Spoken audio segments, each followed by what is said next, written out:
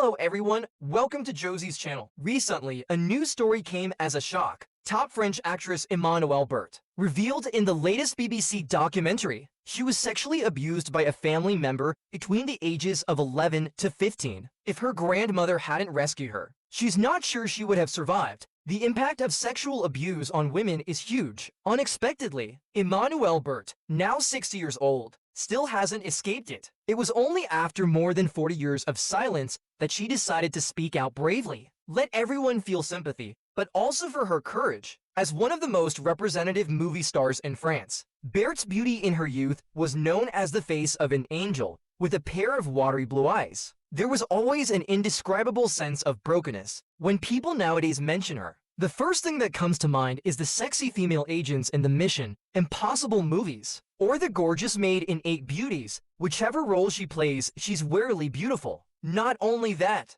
Beart's many movie images have always been full of courage, independence, and rebellious power. In today's column, we will introduce one of her masterpieces in the 1990s. The story is about a woman who fights against the times and society in order to liberate her desires. The une femme française, perhaps because of her multinational heritage, Beart has always had a unique aura about her. Purity and desire coexist in a duality. The movie The French Woman shows this temperament to the fullest. Jenna, a beautiful Parisian girl, she and her husband fell in love at first sight and soon organized a wedding. At this time, the two were happy and sweet. The good times didn't last long and World War II broke out. As an officer, her husband also went to war. Unfortunately, he was captured in Germany. A comrade returned to Paris to bring the news to Jenna. Did you think Jenna would be sad or strong enough to get on with her life? Neither. She slept with her husband's comrade in the clinic where she worked. At first, Jenna reflexively refused because of her married status when her comrade revealed his affection for her, but she hesitated as her comrade reached out to keep her. Then, the hands of the man who did not belong to her husband slowly slid down Jenna's white thighs and under her skirt. Jenna subconsciously tried to block it, but in the end, she was defeated by desire. After that, the two of them even lived together. In fact, this is not the first time Jenna cheated on her husband. During the years that her husband was away at war, she had been intimate with more than one man. Jenna's sister took all of this in stride and decided that Jenna was a slut who cheated on her husband. 2 years later, her husband returned to France and learned of what Jenna had done. Unexpectedly, he forgave Jenna. He even recognized the child in her womb, even though everyone said he was not the father. But as long as Jenna said yes, the husband accepted it. In order to spare Jenna from criticism, he applied to leave France and was transferred to the occupied territories in Berlin. All this sounds incredible, doesn't it? But the husband doesn't think so, because he loves her in Berlin. He and Jenna rekindle their passion and their relationship is like honey. However, war breaks out. Indo-French War, and the husband leaves again. Left alone, Jenna becomes attached to the son of her musician landlord. She often locks her son in his room and pleasures with her lover, while the child cries for his mother outside the door. Jenna enjoys the pleasures of the flesh inside the house. There was something ironic about the contrast in the scene. The husband had said something to Jenna, "I'm a coward, but you're a bitch." If Jenna were to be judged by conventional morality, she might not be considered a good woman. Indeed, as a wife, she cheated on her husband frequently. Whenever her husband was away, she would cheat with others. Later, she even wanted to elope with her lover when her husband found out. The three of them argued and fought. During that time, Jenna indirectly hit her husband so hard that she almost paralyzed him with a stone. As a mother, she also failed to do her duty. Janet always neglected her children when she cheated on her husband. Once she bought back-to-back movie tickets for her young son to watch a movie to pass the time in order to meet her lover. As a result, Jenna lost track of time. The youngest son was taken to the police station as a lost child. When Jenna rushed to collect her son in a hurry, the police said to her, "He's a good boy, but he deserves a bath. You should bathe him more often." The moral interrogation of Jenna, however,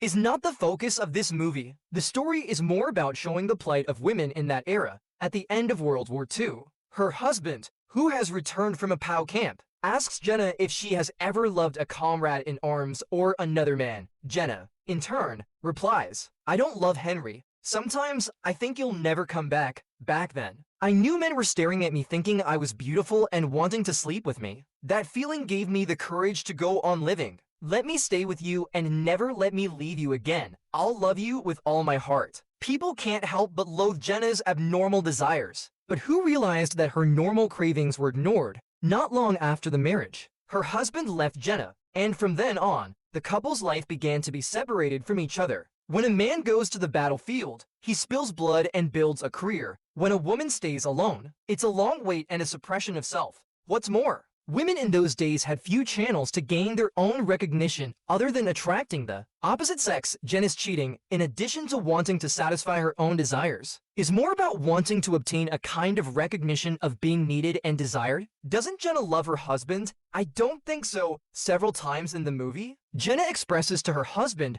that she wants him to stop applying for expatriation and not to leave, that she wants to have a stable life with her, and that she needs her husband's love and companionship. But her husband either had no choice or felt the need to earn more money and run around. In the end, this love or gradually dissolved in the distant distance. At this point, a lover comes along to fill Jenna's longing. Of course, Jenna also struggled, not just obedience to their own desires, because of the children, because of the hope for a family in her heart. Jenna gave up her first elopement, even if her lover screamed at the door at the top of his voice. She just huddled in the darkness and cried silently. Later, Jenna firmly and seriously conveyed to her husband that she no longer loved him. She desired a divorce to set each other free. However, her husband, driven by his masculine pride, refused to allow it. A man could simply walk away and pursue his career, chasing his ambitions, while the woman was expected to stay home alone, taking care of the children and suppressing her desires until she went mad, much like Jenna's mother. But Jenna didn't want that life. Her infidelity could be seen as a form of rebellion. She refused to be a caged, demure canary. Instead, she wanted to dance to the music in her indiscreet red dress with her hair down. She craved love, and beyond that, she yearned for freedom. Sadly,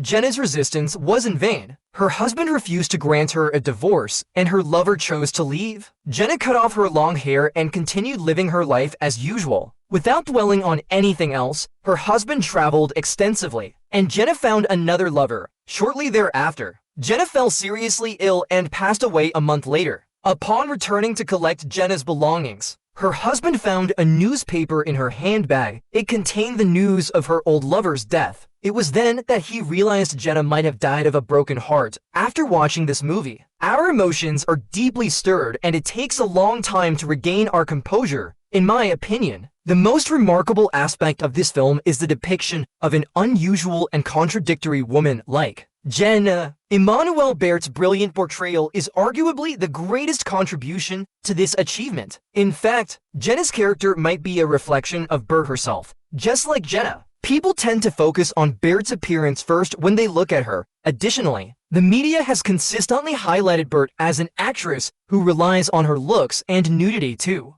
succeed due to her roles in several high-profile movies. Even today, when discussions revolve around the aging Beart, it's either criticism about her plastic surgery, presented in a seemingly sympathetic yet actually mocking manner, or sensationalized headlines emphasizing her nude scenes. Rarely do conversations touch upon her acting abilities, her personality, or her bravery. It's as if people are always quick to judge Jenna morally, ignoring the fact that she was a passionate, spirited, and defiant woman. In fact, Beart has played numerous roles in morally ambiguous areas. For instance, in Natalie, she portrays an escort who, despite being pushed into the flesh trade by life's circumstances, strives to find her way out of the vortex. In Phantom Love, Beart takes on the character of Mary, a woman who amasses her fortune by seducing men. Mary is incredibly complex due to her unique life experiences, being both obsessive and cunning. Although she initially contemplates death, she ultimately decides to face it bravely and choose to live. These movies depict a range of brave women who grapple with life and desires. The fact that Emmanuelle Beart chose to portray these roles and didn't shy away from nudity or passionate scenes might be because she herself is a courageous woman unafraid to challenge traditional dogmas.